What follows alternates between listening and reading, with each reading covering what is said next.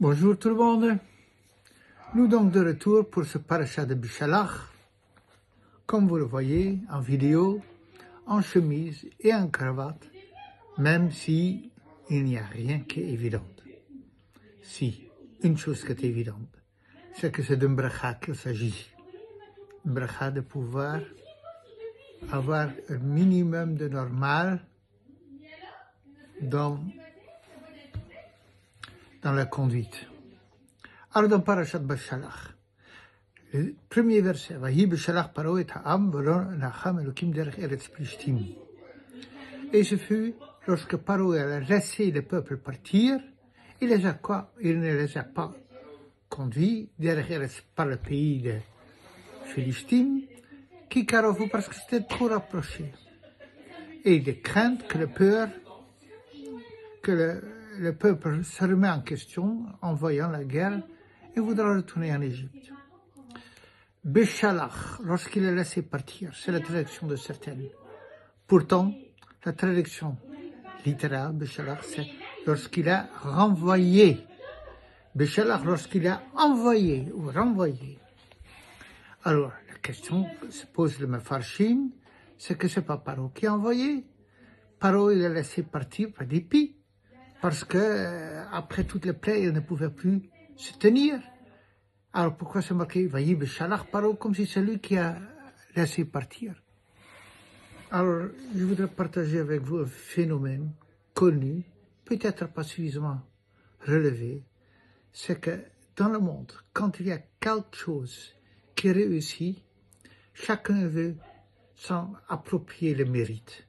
Il dit chacun que c'est, oui, mais c'est grâce à moi. Même s'il en a un petit parti, il va dire c'est à cause de moi. Paro, il voit que contre toute attente, ce amasse de gens, de tribus différentes, parvient à quitter dans une unisson. Alors il dit c'est grâce à moi, parce que moi je les ai laissés partir, moi j'ai donné les consignes. Paro réclame, il dit d'une façon pervertie, le mérite d'avoir envoyé le peuple juif. Et ce phénomène, on le voit tout le temps, à tous les niveaux. Donald Trump, en Amérique, qui fait savoir à Netanyahu, mais le dôme en fer, oui, le Kippat Barzel, c'est pas vous, c'est nous l'Amérique. Sans doute qu'il y a un composant, une idée américaine dedans. Il y a quelque chose. D'ici là, de réclamer tout le mérite pour lui, c'est d'un orgueil, c'est hautaine, c'est d'un égotisme, c'est quelque chose d'incroyable. Je me souviens, dans un pays où on avait besoin d'un autre manteau de Sefer Torah, il y a une dame qui dit, je m'en occupe, faites-moi confiance. Elle va trouver une autre dame, aussi de la communauté, qui est douée et qui se soucie. Elle va choisir le tissu, elle va payer le tissu, elle va le couper, elle va le coudre, elle va faire monter un manteau extraordinaire. Lorsque c'était le jour de l'inauguration de ce manteau, alors la comité d'administration a donné toutes les louanges à la dame qui n'a été que l'intermédiaire, mais qui n'a rien fait de concret.